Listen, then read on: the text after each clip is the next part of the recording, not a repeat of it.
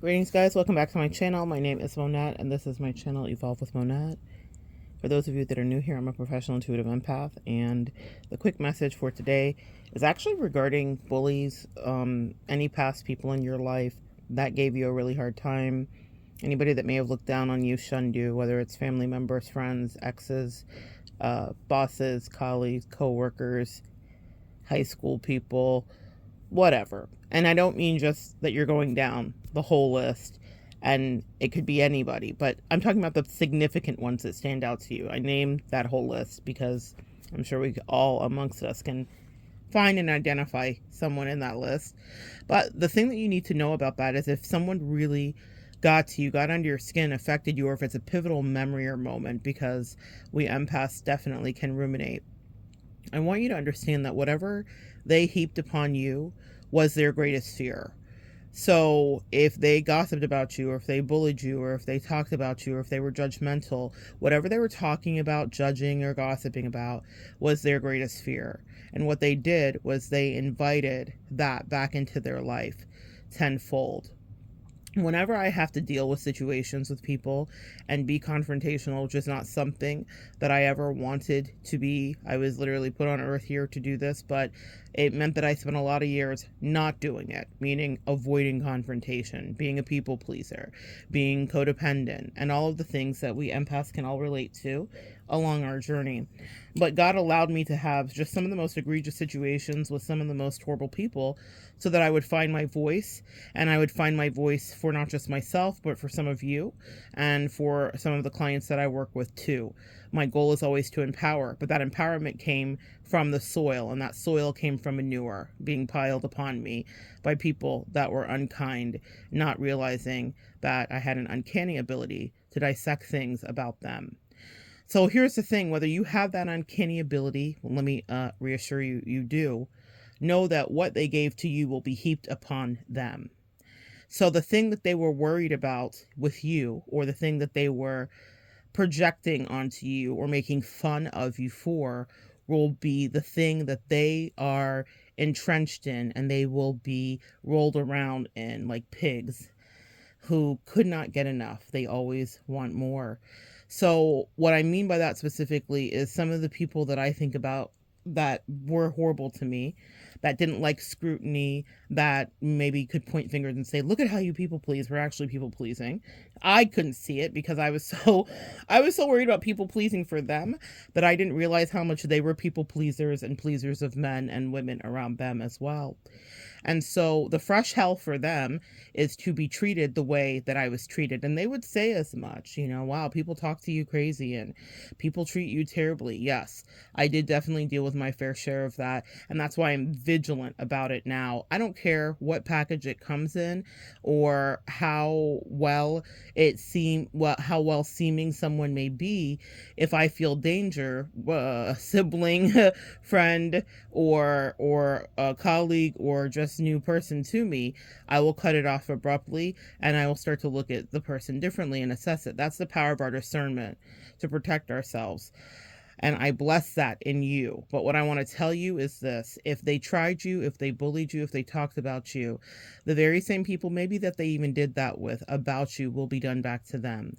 They will be put in a position to feel what you felt. And they may not even correlate it back to, well, I did this to this person and now I'm getting it back. But in some cases, people actually do realize exactly how that boomerang of karma happens. It's nothing that you wish for them. Karma is always about us getting to feel how someone else felt. I have experienced a fair share of my own karma in this lifetime.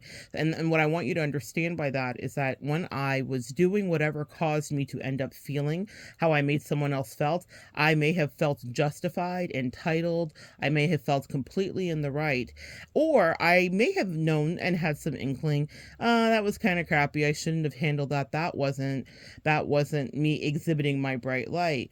But I made my excuses, as we often do, until karma boomeranged and it came back and it found me, just as it will find you. And that's for good, bad, or indifferent. So when I have made someone have the hurt feelings, I have had the opportunity to be put in the position to know exactly what that feels like. And even if in the moment I wasn't being vitriolic, purposeful, or malicious, my angels and my ancestors and the universal accountability system said, now do you understand how they feel? And I said, oh, yeah. So their pain was real. Now, I'm an empath, so I get the lessons quickly. Even if they take a long time to spin back around to me, I never miss the beat of it, and I see. And I want you to be really aware and cognizant of that. But the same way that you have to deal with karma, good, bad, or indifferent, is the same way those people that bullied you and treated you badly will have to deal with that karma monkey on their back. Except some people took great pride in being malicious. I can say that that was not a way I went through my life. That doesn't mean I didn't hurt people's feelings. That doesn't mean that I didn't have moments that made someone feel some sort of strife. But again, not purposely intended. Now, how many of us have dealt with people that went out of their way to be terrible to us and to talk about us and delighted in it, literally took schadenfreude, meaning getting pleasure out of our pain. They were sadistic, they were narcissistic, they were sociopathic. Now that is where I'm talking about specifically this message for today.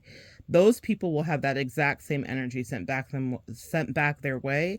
They will get to experience and feel what it is to have a community, maybe a dear, deep loved one that they cherish, or a lover that they want, or a friend that they are coveting and people pleasing for, or a group that they're chasing after, feel about them the way they felt about you, projected about you, or talked about you, and more. It always gets pressed down, shaken over, and overflowing. That's a biblical reference, and it's about blessings. But for them, if they wanted to be steeped in gore and guts and blood of your soul, then that will be what will be returned to them for being a troll. That's what you need to know. That's what you need to know, is that it never, ever, ever goes unanswered, and that they will know exactly how they caused you to feel. Sometimes people want karma readings, and the thing about it is, the karma is whatever happened to you will happen to them. In order for them to escape this earth, they will have retribution. I spent the last couple weeks weirdly immersed in the Chirac, Chicago, trap drill music energy. For some reason, I got caught up, from Pop Smoke to King Von to you name it. And I was, for whatever reason, down this rabbit hole, which is not something that I would pay a lot of attention to while I'm familiar with these people in some peripheral level. It's not the music that I per se listen to, though I listen to all genres. But what happens for me is my angels pull me into stories. A few weeks ago, it was Kobe and basketball, and for whatever reason, it was this. And what I realize is that people that live by the sword or the gun die by the sword or the gun, whether that's spiritual, figurative, or literal, right? And so what happened was these people made this music that everybody glorified, but the music is spell work, if you understand that, meaning we are speaking thing, a mantra, the same way we would say, today's going to be a great day, my body heals every day, whatever your mantras are, right? We speak that over ourselves. And so when people are always immersed in toxicity and gossip, they speak that over themselves as well. To make the tie-in to those kids, those children, essentially, that have been killing themselves, they glorify the music that speaks about being a murderer and a killer. They glorify the energy of having the bodies racked up. They glorify the energy of not caring or giving any of the F's, right? And then when it happens back to them and they find themselves in the same spot, they glorify like horrible lyrics like, I'm going to pull up and I'm going to give a tissue to your mom who's going to be crying, but I'm the one who was helping you dying, like wild stuff. And then it gets flipped back around to them. The one that comes to mind specifically is King Von. And King Von literally had a special made of him recently where it said, was he rap's first serial killer? And it was very controversial. A documentarian from the UK named Traplore did the video. It got banned, it got taken down, it got re-uploaded. The reason it was so controversial, and the reason that a lot of people in the community that supported his music and support the ethos of his music got very upset, is because they didn't like for him to be villainized. But if you listen to his music, if you read his tweets, and if you watch the documentary, documentary and see how well it was laid out, he glorified and loved very much the lifestyle he lived. Even I believe unaliving someone that you have seen portrayed in probably one of your favorite shows, if it's one of your favorite shows, The Shy. There is a female gang member there who was a real person in real life, who this real rapper in real life, The Shy has someone that was portraying this gang member that was a real woman in real life, right? When I say real woman, I mean she was a gang member who was a woman. So that wasn't just some random portrayal. It was fashioned after a person that King Von unalived and was going back and forth with on Twitter, and you couldn't tell if they were flirting or if they were fighting, but in any case, he ended up being the person that unalived her. The reason that I found it so interesting that everybody was appalled that the man that made the documentary said, is this rap's first serial killer? Well, he proudly boasted about it. He proudly talked about it. He rapped about it. He made music about it. And he acknowledged that he was fighting his demons with it to whatever degree. So when he was unalived, were any of us to be surprised, actually? That's the thing that you need to understand about the karmic retribution that happens for your bullies. If they are steeped in that energy, if they're gossiping about you, talking about you, if they think it's a funny thing to do, especially if it was unprovoked, guys, sometimes we'll retaliate, sometimes we're not so great, right? You have to be honest about who you are. But if you know that you truly were trying to help someone, love someone, you were an earth angel on assignment to someone, and then they went out of their way to treat you badly because it's just what they wanted to do, that will be returned back to them. Even if someone doesn't go out of their way just to bully and attack you, they will know what that feels like. I specifically have something in mind here of someone who doesn't treat someone well that I've observed in my life. And I know that that person gets it back in various ways, whether they've made the connection or not, that they get it back in various ways in their life, because they may not realize that they cause a lot of people to feel uncomfortable, but then it gets boomeranged back to them in things that are uncontrollable and outside of their energy, things that feel maybe overwhelming and maybe cause them to spiral out. And I've made the connection, but there's some people that you cannot help and you cannot walk out of their own misery. No, karma misses no one, actually, ever. So even people that may not be, like, have you ever noticed someone that's just maybe not a great person that's in your orbits, right? Like it could be an extended family member, it could be a friend, it could be a coworker, a colleague, and they just treat people crummy. And maybe they're completely unaware. The universe will give them the gut check. Oh no, be aware. There is bad behavior here, because what will happen is they will get treated that way by people that they have no control of it with, meaning someone that may be above them, a superior, someone that has the power to treat them badly, and they might feel quite helpless about it. But even if they don't make the correlation, please observe that that is the universe at work. That is karma at work. Even if they're not like, well, I treat everyone this way, so when a boss or a colleague or a friend or a lover treats me this way, then what is there to say? They may not make the connection, but please make it. And in that playground, you do not want to play.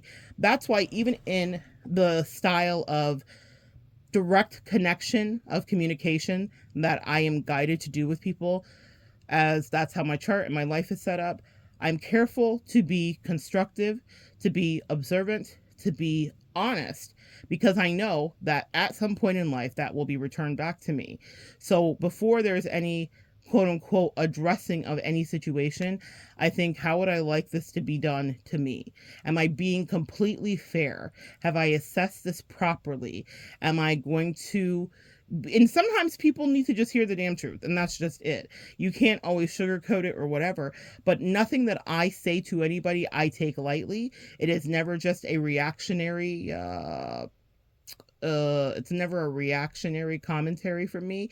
It is deeply assessed, and it's upon multiple infractions of behavior that is not sitting well with me, or that feels like it's steeped in some level of duplicity or dishonesty or whatever, codependency, whatever the words are, that I'm like, okay, this is not working. Then make that assessment is what I do, but I make it very purposefully, very gradually. It's never just to be mean, because one day my angels never let me forget, it could be you. I could have someone talk to me, take me to task, if you will, hold me accountable. And so I say, if it's a pill that I will have to swallow, let me make sure that before I dispense that I would be willing to swallow that myself. A lot of people in your life are reckless and they're not thinking about that at all. They're only thinking about themselves and no one else. So please understand that if someone tried you or someone was unkind to you and they did it purposely, then they will have the dot connect that goes right back to you. They will see, oh, this is what I did to them. So you don't have to take matters into your own hands. There have been people that have tried me that I have come up with machinations because I'm just smarter than them and I could have really unraveled their life. But my angels and ancestors are like, we're going to get it right. It's above you, sis. Let it go. And so I did. That doesn't mean that I didn't want to fight him in my soul and that I didn't cuss him out in the comfort of my home. But it meant that it was for me to let it go because karma will make sure that they know exactly how I felt. From the alienation to the gossip to the sleepless nights to the dreams that didn't sit right, that were prophetic, that were protecting me, they will now know exactly what it is to see and feel and be steeped in that reality. And I could not orchestrate it better than karma can make it, and neither can you. So it's not your job to become the vigilante. Let Carmen do the work that she will do, and she never misses. And she does it so much better than you. She waits till they're deeply in love with someone, maybe the way that you were with them, and then they get obliterated because that person never cared about them, just like they didn't care about you. She waits till they're deeply loyal to a coworker or a colleague, and then that coworker and colleague throws them under the bus, like that colleague threw you under the bus. It's a beautiful way that it gets worked out. But understand, none of us get to avoid the roundabout of karma. So please know that you will have moments in your life where you're like, oh, this was me.